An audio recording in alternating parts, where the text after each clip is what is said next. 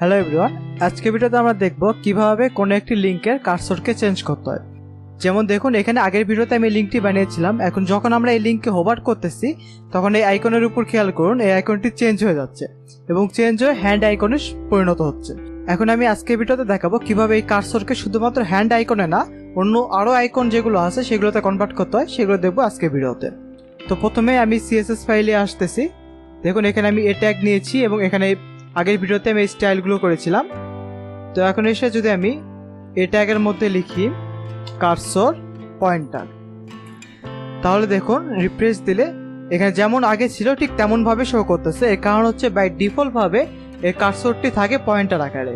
But যদি আমি এখন এটিকে চেঞ্জ করে ক্রস হেয়ার দেই, তাহলে দেখুন যখন আমি এই বাটনে হোভার করতেছি তখন এই আইকনটি খেয়াল করুন, এই আইকনটি ক্রস আকারে শো করতেছে।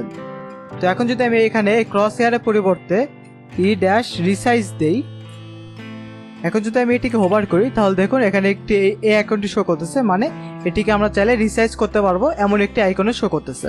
যদিও আমরা চাইলে এটিকে রিসাইজ করতে পারবো না, জাস্ট ইলিউশন হিসাবে আমরা দেখুন চাইলে এখানে এটিকে রিসাইজ করতে পারবো। এরপর যদি আমরা এখানে হেল্প লিখি, কার্সরের ভ্যালু যখন হেল্প দিব তখন দেখুন এখানে একটি কোশ্চেন সাইন আসতেছে, মানে হচ্ছে এখানে হেল্প চাওয়া যাবে এমন একটি পয়েন্টার আমরা চেঞ্জ করতে পারি। এরপর যদি আমরা মুভ দেই, এখন দেখুন এখানে এই আইকনটি শো করতেছে। এটি বেসিক্যালি যখন আমরা কোনো কিছু মুভ করতে চাবো তখন আমরা এইটি ব্যবহার করি। দেন এখন যদি আমি এখানে প্রসেস লিখি, এখন যখন আমরা এটিকে হোভার করব তখন দেখুন এখানে আইকনটি চেঞ্জ হয়ে মনে হচ্ছে এখানে একটি কোনো কিছু প্রসেস হচ্ছে। তো যখন আমরা এখানে কোনো একটু প্রসেস করতে যাচ্ছি বা এরকম কোনো কিছু যখন ইলিউশন দেখাতে চাই তখন আমরা চাইলে এই ভ্যালুটি ব্যবহার করতে পারি। এখন যদি আমরা এখানে টেক্সট লিখি, তাহলে দেখো যখন আমরা হোভার করতেছি তখন মনে হচ্ছে আমরা এখানে ক্লিক করে এখানে টেক্সটকে চেঞ্জ করতে পারবো। তো এমন একটি আইকন শো করতেছে।